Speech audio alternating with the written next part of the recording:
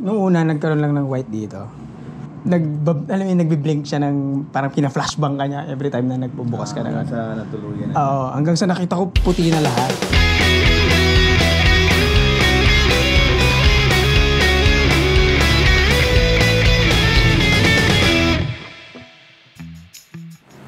At ayun na nga, mga nubwits.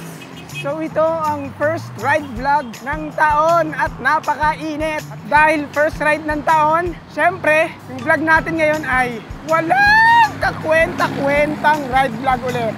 Dahil totoo, hindi ko dapat i-ride vlog to kasi ang problema ko, nasira yung phone ko.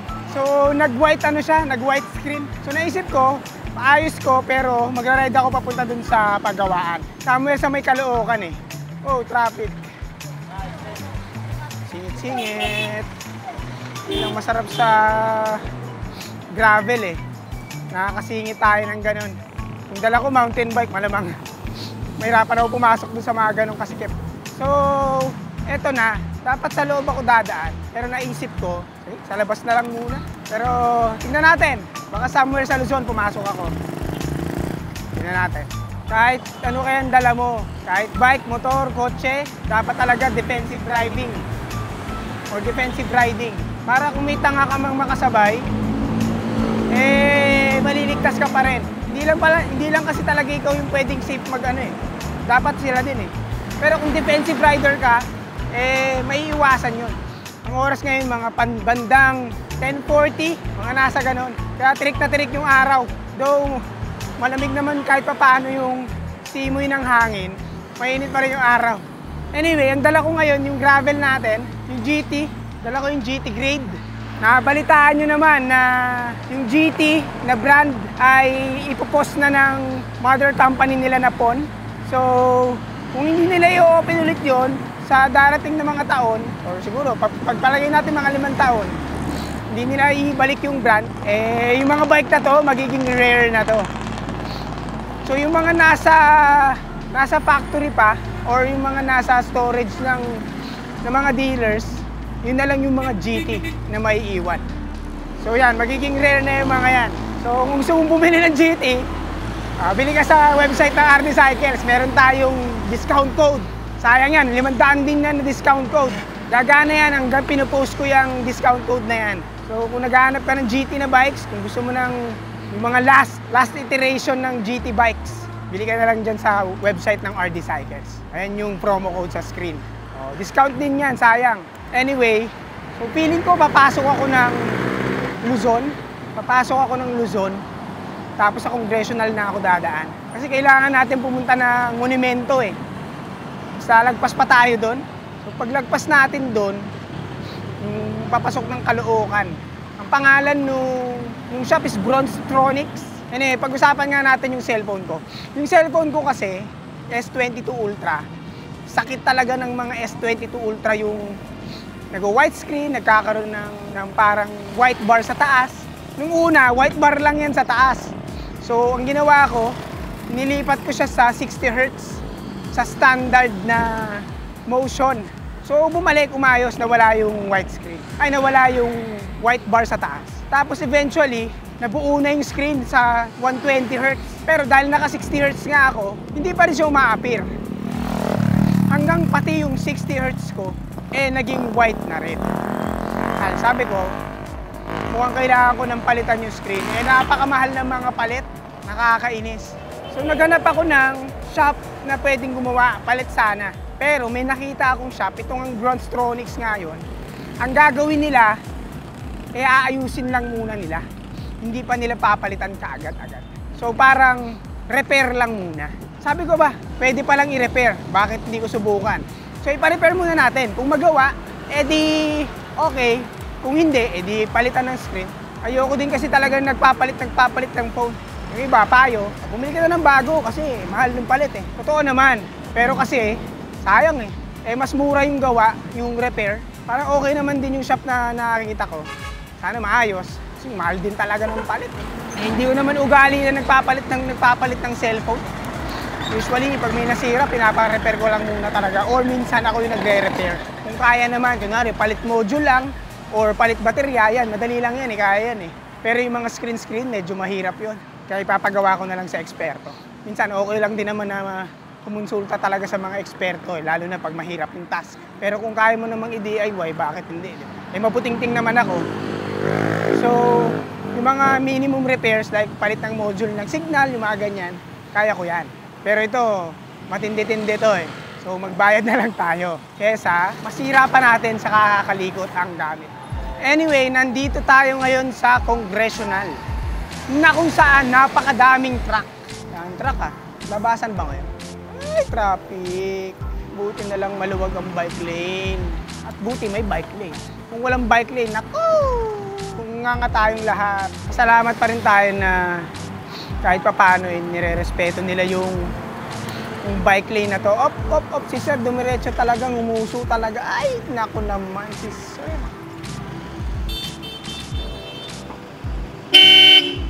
Anyway, meron pa rin mga hindi talaga rumirespeto sa bike lane. Pero kung rumirespeto sila, ay di salamat.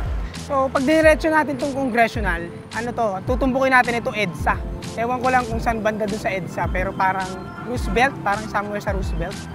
Hindi ko sure hindi ko sure. Pero parang doon, somewhere doon. Uy, may SM ganito pala dito. SM Center Congressional, meron palang ganyan. Ang sarap lang talaga ng ruta ko ngayon, kasi papatag eh. Actually, from mula sa lugar namin, papunta dito sa pupuntahan ko, talagang palusong lang siya. Pag tinignan mo doon sa mismong map, sa mga elevation, makikita mo na pababa lang talaga. Kung meron mang mga ups and downs, napakababang grade lang, mga 2-3 ganun lang. Kumulimlim. Shit. Huwag naman sanang umulan. Sir, huwag kang uulan, sir. Huwag kang uulan man, dapat nandun na ako para nasa loob na tayo nung shop nila. Wala pa naman akong dalang kapote ngayon. Feeling ko hindi uulan. So, in 400 meters, liligo na tayo pa kanan. At EDSA na nga. At tama ako, Roosevelt nga tayo lalabas. So yan, liligo na tayo rito. Wala ka rin naman ibang choice. Isang diretso na lang to. And then, may nilikuan lang tayo somewhere. Pero nasa kabilang side kasi. So tatawid tayo, pero mamaya-maya pa yun. Aba. Mainit ang hangin dito ah. Kanina medyo malamig pa yung hangin. Init na. Puro sasakyan na kasi. Ito pa naman yung singaw na na malakas makalagkit. Ay nako, Diyos ko. Init. Pag mag-ride kayo ng ganitong oras, dapat talaga meron kayong inumin. Kaya yung mga water bottle nyo, lagi nyo dalhin. Ako, thermal yung dala kong tubig eh. Kaya nga, inom nga tayo dito sa gas station. Kaya ako yan, ganito yung inumin ko. Para nananatiling malamig. Mabigat lang yung inuman, pero at least di lumalamig kaagad yung tubig. I mean, di umiinit kaagad. Ayan, dapat gigitna ka na dito. Kamali ka na ligo, dyan pasok mo.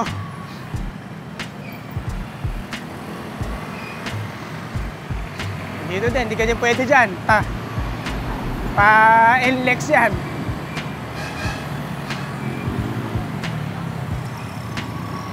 Sa totoo lang, pag hindi ka sanay sa kalsada, ang hirap din talagang mag-bike. Lalo na sa kalsada ng Pilipinas.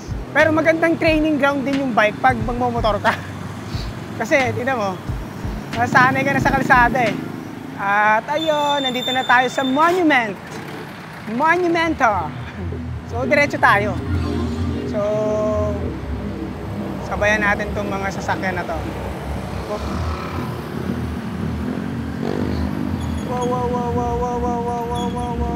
Shit. Mahirap pala dito pag ganito. Hindi mo alam kung saan manggagaling.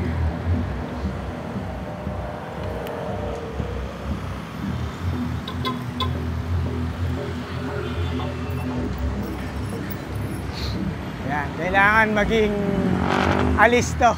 Nakakatakot talaga pag rotonda. Hindi mo alam kung saan manggagaling yung mga sasakyan. Medyo maliit yung road dito ah. Kaya medyo siksik yung mga sasakyan. Ang daming e-bikes dito ah.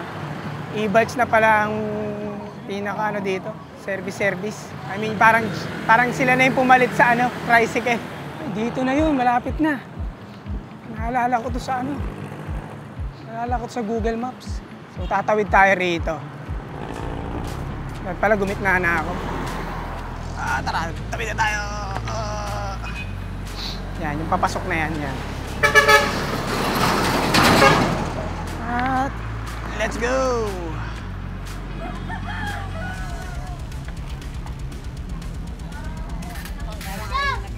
Uy! Sana lang, may parkan tayo doon. Pero tinignan ko yung shop nila, parang meron ka naman pwedeng pwestuhan. Nilalak ko na lang yung bike.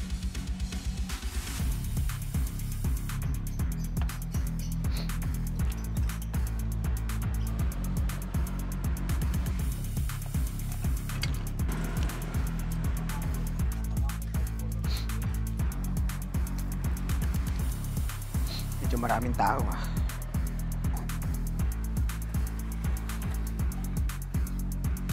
Tapos ginaglo nyo lang ba yung likod niyan o meron kayo ng adhesive mismo? Adhesive, meron tayo adhesive. Meron kayo adhesive. Okay, sige. Sakto. So dahil 2 to 3 hours ang antayan, buti na lang nagdala ko ng laptop at nag-edit na lang muna ako dito. Tapos dun sa Bronstronics, gumagawa din sila ng sarili nilang content. S22 Ultra. Pero ano bang nangyari dito? Nung una, nagkaroon lang ng white dito. And then, alam ko naman na 120Hz yung problem. So, ang ginawa ko, 60Hz ko. So, nawala yon. Tapos, ang nangyari, nagbi-blink siya ng parang pina-flashbang ka niya every time na nagbubukas ka na. Sa natuluyan na. Oo, hanggang sa nakita ko puti na lahat. Sabi ko mukhang yung 120Hz pumuti na, pero yung 60Hz gumagana pa rin, okay pa rin. Hanggang sa nagganyan na siya. Natuluyan na. Ayun, sir, sige sir, simulan na po natin yung Sure. 2 hours later. Ano yan, sir? Hi! So dahil hindi na kaya ng repair, pinalitan na lang nila ng buong screen ko ng bagong original OLED screen. At ito ay tumataginting na 16,000 pesos. Anyway, so lumabas na tayo dun sa Bronstronics. So ang nangyari, hindi na nila na-repair yung screen kasi malala na yung naging problema. Sabi ko nga pati yung 60Hz nadali na eh. Kaya ang ginawa, pinalitan na yung buong screen ng original na screen. Ang problema, pag nagpalit ka ng screen, napakamahal! Ang mahal, sir! Ang mahal ng screen. So parang inabot tayo ng 16,000. Lahat na yon, kabit tsaka yung mismong screen na original. So, hindi na ako nagdalawang isip, nilabang ko na yung bagong screen. Pero medyo masakit kasi 16K? Ayan na, ganun talaga, nangyayari yan sa mga gadgets na minsan natatsambahan ka. Medyo matagal na rin naman tong cellphone ko na to. Tsambahan din eh, kahit anong brand. Minsan matsatsambahan ka eh, ng mga problema. Pero yun, so ang ginawa ko doon, nag-edit na lang ako habang nag-aantay. Okay naman doon sa kanila, kung naayos sana nila, kung na-repair sana nila yung screen, galing sana eh. Kaso wala eh, malala na rin talaga yung screen ko. Hindi na nakinaya ng powers nila. Tama ba itong dinadaanan ko? Tama naman, itong monumento. Anyway, update na rin pala. Hindi pa rin ako nakakalipat. Na-delay yung lipat ko kasi yung bahay na lilipatan namin hindi pa fully livable. Kaya na-delay ng konti. Doon nakapaglipat naman na ako ng ibang gamit. Pero ang dami kong gamit eh, hindi ko pa rin nalilipat lahat. Ang hirap pala talaga, no, pag naglilipat ka. Marami kang i-let go na gamit. Ang dami kong mga iiwan na. Ang dami ko na rin itinapon. Tapos piling-pili na yung mga dadalhin mo. Pangalawa, syempre, kung lilipat ka sa bagong bahay, maganda, bago din yung mga dadalhin mo ipapasok mo doon. Kaya yun. So yun yung naging issue kung ba't di pa ako nakakalipat. Meron mo naman kami isang bahay. Sabi ko nga, dapat pupunta ako dun eh at i-video ko eh. I-vlog natin. Kaso, wala akong time. Pero one of these days, dadala akong gamit doon para makita nyo yung isa pa naming tambakan. Ang tawag ko doon tambakan kasi puro tambak lang talaga yung nandun. Balik monumento na tayo. Grabe, battlefield. Pucha, kung takot ka talaga, wala, hindi ka makakatawid dyan. Parang battlefield yung rotonda. So yan, diretso tayo dito, then hindi ko alam kung mag-Roosevelt ako or ko-Commonwealth na ako. Feeling ko magko-Commonwealth na lang ako. So, magmamakdo muna tayo dahil gutom na ako. Medyo napagod ako dun sa pag-aantay.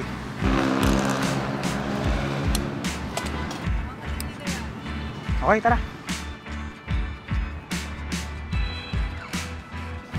One-piece chicken with regular fries. Coke. Yun lang po.